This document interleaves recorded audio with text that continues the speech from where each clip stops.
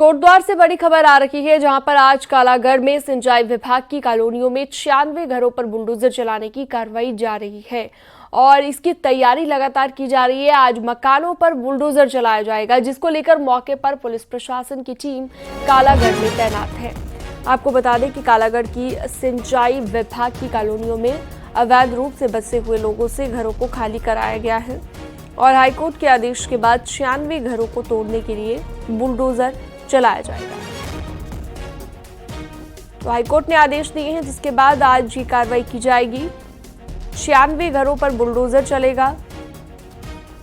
सिंचाई विभाग की कॉलोनी में बुलडोजर चलेगा। अवैध रूप से बसे हुए लोगों को यहां से भिजवाने की तैयारी है, खाली कराया जाएगा उनसे जगह को।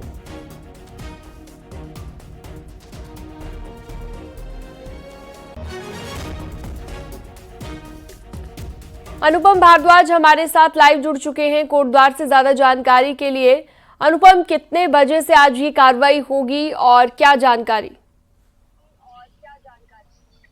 देखिए, इस समय मैं उसी जगह पे मौजूद हूं जहां पर आज प्रशासन की कार्रवाई होगी, यानी कि कालागढ़ में, जहां पर 96-97 जो भवन हैं उनको आज ध्वस्त किया जाएगा। आप मेरे पीछे देख सकते हैं, ये ही वो मकान है या जो भवन है, ये वो भवन हैं जो जर्जर हालात में हैं। यहाँ पर पहले कई लोगों ने कब्जे करे हुए थे और इसके बाद प्रशासन की ओर से मुनादी करके नोटिस भेज के इन पूरे भवनों को खाली कर दिया गया। ये देखिए तस्वीरों में, ये कई सारे ये पूरे भवन हैं ऐसे। इस तरीके से यहाँ पर आज 96-97 ऐसे भवन हैं जिनको आज खाली कराया जाएगा। तो प्रशासन की जो टीम है, वो पुलिस की टीम है, कल ही कालागढ़ में पहुंच गई थी और आज लगभग 10 बजे या 9:30 बजे के करीब से ये पूरे जो अभियान है, ध्वस्तीकरण का अभियान चलेगा। इससे पहले भी कई अभियान यहाँ पे चले हैं, क्योंकि कई सारे मकान यहाँ पे ऐसे हैं जहाँ पे अवैध रूप से लोग रह रहे थे, उनको जगह खाली कराई गई। और इसके अलावा साथ ही जब आप तस्वीरों में अगर देखें तो जो भवन है ये किस तरीके से जर्जर हालात में है, तो यहाँ पर जो चाहे वो अवैध रूप से ही क्यों ना रह रहे लोग, उनके लिए भी काफ़ी जान का खतरा बना रहता है। तो प्रशासन कई सारे लिहाज से इनको हटाने की कार्रवाई की जा रही है। इसके बाद ये पूरी जो लैंड है, ये सिंचाई विभाग को दी गई थी जिस समय डैम बना था, कालागढ़ डैम बना था। अब ये पूरी भूमि कालागढ़ टाइगर रिजर्व को वापस कराई जाएगी। तो आप देख सकते हैं कि ये पूरी जो लैंड है, ये फॉरेस्ट की लैंड है और कई सारे ऐसे भवन इसमें बने हुए। ये जो तस्वीरों में आप देख रहे हैं, ये भी भवन है उनमें से 97 भवनों में से, जिनको आज ध्वस्त किया जाएगा। इसके अलावा सामने और कई सारे ऐसे सैकड़ों भवन हैं जो जिनके आने वाले समय में उनकी भी ध्वस्तीकरण की कार्रवाई की जाएगी। तो कालागढ़ में पूरे कई इलाके से काफ़ी लंबे समय से लोग इन पूरे मकानों में रह रहे थे। जो सिंचाई जिस समय कालागढ़ डैम बनाया जा रहा था, उस समय इन भवनों को यहाँ पर लोगों को बसाया गया था, अधिकारियों को बसाया गया था, कर्मचारियों को बसाया गया था। डैम बन गया, लेकिन उसके बाद ये जो जगह थी ये खाली नहीं करेगी और अब धीरे धीरे इस पूरी जगह को वापस वन विभाग को लौटाया जाएगा। जी, बहुत शुक्रिया तमाम जानकारी के लिए आपका अनुपम। बढ़ते हैं आगे। उत्तराखंड के मुख्यमंत्री पुष्कर सिंह धामी दिल्ली के दौरे पर गए और शुक्रवार को मुख्यमंत्री धामी ने बीजेपी के राष्ट्रीय संगठन महामंत्री BL संतोष से मुलाकात की है। कैबिनेट में फेरबदल की चर्चाओं के बीच ये मुलाकात काफी अहम मानी जा रही है। दोनों के बीच संगठन और सरकार को लेकर बातचीत के साथ ही प्रेमचंद मामले पर भी कार्रवाई और बातचीत हुई है। सीएम धामी ने प्रेमचंद मामले में पूरी जानकारी दी है। वहीं बीजेपी के राष्ट्रीय महामंत्री और उत्तराखंड के बीजेपी प्रभारी दुष्यंत गौतम ने भी सीएम धामी से मुलाकात की है। सीएम धामी के साथ संगठन और सरकार के विषयों पर चर्चा की गई है। सीएम धामी कल देर शाम दिल्ली पहुंचे थे और अभी भी दिल्ली में मौजूद हैं।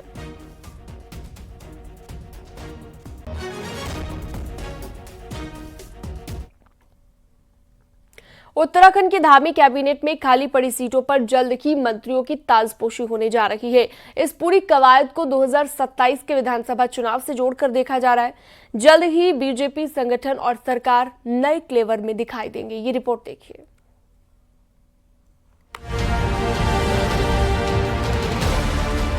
करीब 22 महीने बाद उत्तराखंड में विधानसभा चुनाव का बिगुल बज जाएगा। इससे पहले बीजेपी संगठन और सरकार को नया क्लेवर देने की तैयारी में। संगठन के मंडल अध्यक्ष बदल दिए गए हैं, तो अब जिलाध्यक्ष और प्रदेश अध्यक्ष की बारी है।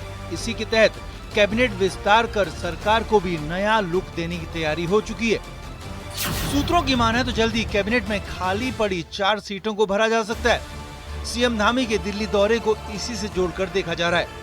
सूत्रों की माने तो मुख्यमंत्री इस दौरान केंद्रीय गृह मंत्री अमित शाह, महामंत्री संगठन बीएल संतोष और राष्ट्रीय अध्यक्ष जेपी नड्डा से मुलाकात करने वाले हैं।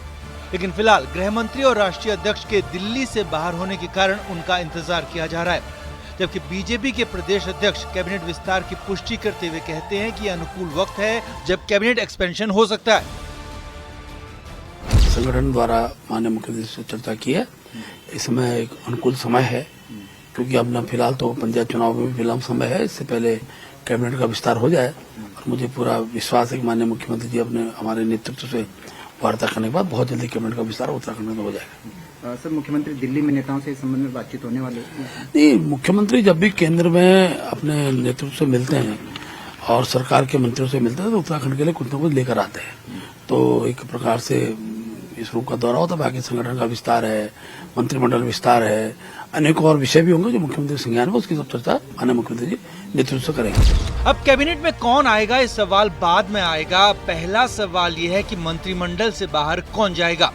सूत्रों की माने तो कमजोर परफॉर्मेंस के आधार पर मौजूदा कैबिनेट से 3 चेहरों को विदा किया जा सकता है, तो करीब 5 नए चेहरों को कैबिनेट में एंट्री दी जा सकती है।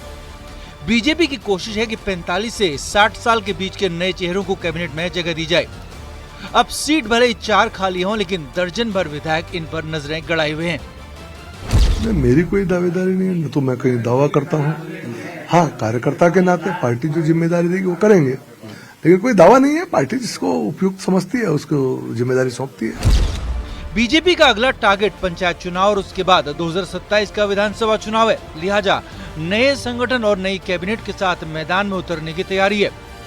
कैबिनेट विस्तार से मौजूदा मंत्रियों की धड़कनें बढ़ी हुई हैं, तो इधर सीएम के दिल्ली मूवमेंट पर विधायकों की भी नजरें टिकी हुई हैं। देहरादून से न्यूज़ 18 के लिए सुनील नवप्रभात की रिपोर्ट।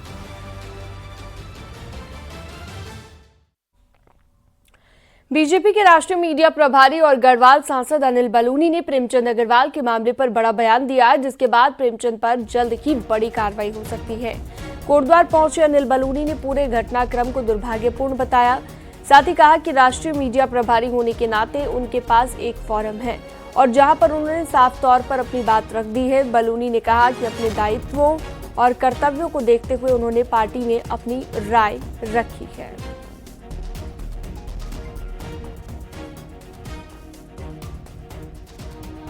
ये बहुत ही पीड़ादायक और दुर्भाग्यपूर्ण रहा है विषय। आप सब लोगों को पता है, पार्टी का मुख्य प्रवक्ता हूँ। मेरी मर्यादाएं हैं हर सब चीज़ को लेकर, लेकिन मेरे लिए एक फोरम है उचित फोरम बोलने के लिए, और मैंने उचित फोरम में अपने कर्तव्यों का और अपने दायित्वों का प्रबलता के साथ और सशक्तता के साथ निर्वहन किया है। बाकी आप सब लोग समझते हैं। मंत्री प्रेमचंद अग्रवाल को लेकर बीजेपी के राष्ट्रीय मीडिया प्रभारी और प्रमुख अनिल बलूनी के बयान के बाद अब हलचल बढ़ गई है और माना ये जा रहा है कि जल्द ही प्रेमचंद पर बड़ी कार्रवाई हो सकती है। बलूनी के बयान के बाद कई अन्य नेता भी प्रेमचंद पर बयान दे रहे हैं, जिसके बाद ये माना जा रहा है कि जल्द ही प्रेमचंद अग्रवाल पर कार्रवाई हो सकती है। अनिल बलूनी ने जिस तरह से पार्टी फोरम में बात रखी है, उसके बाद ये तय माना जा रहा है कि मंत्री अग्रवाल पर कड़ी से कड़ी कार्रवाई हो सकती है। इससे पहले प्रणव सिंह चैंपियन मामले में भी अनिल बलूनी ने दखल दिया था और बयान दिया था, जिसके बाद चैंपियन पर कार्रवाई हुई थी। इतना ही नहीं, बलूनी के तीखे तेवरों के बाद ही चैंपियन पर कड़ी कार्रवाई की गई थी और अब इस बार भी प्रेमचंद अग्रवाल पर कड़ी कार्रवाई हो सकती है।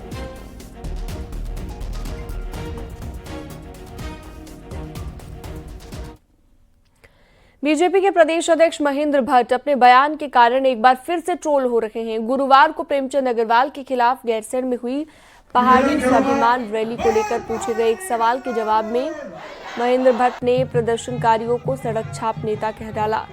अपने इस बयान को लेकर भट्ट अब कांग्रेस के निशाने पर थे, साथ ही सोशल मीडिया में भी खूब ट्रोल हो रहे हैं। भट्ट ने कहा कि 2027 नजदीक है, अब ऐसे सड़क छाप नेता नए नए मुद्दों को तलाश करते रहेंगे। 2027 का चुनाव आने वाला है। सड़क छाप अनेकों नेता किसी न किसी विषय को लेकर अब आंदोलन की रूपरेखा तैयार कर रहे हैं। और सबसे दुख इस बात का कि व्यक्तिवादी राजनीति का केंद्र कल गैरसैंण बना है। विकास के किसी विषय को लेकर अगर गैरसैंण का आंदोलन होता है तो मैं कहता हाँ, विपक्ष ने एक विषय जनता के सम्मुख लाकर और सरकार को बाध्य किया है। लेकिन मंत्री को हटाओ, मंत्री बनाओ, फलाने ये बोल दिया, पहाड़ मैदान का स्वरूप को खड़ा करने का प्रयास किया गया। इस प्रकार के आंदोलनों को जनता, उत्तराखंड की जनता बुद्धिजीवी जनता है, वो समय आने पर उनको जवाब देती है।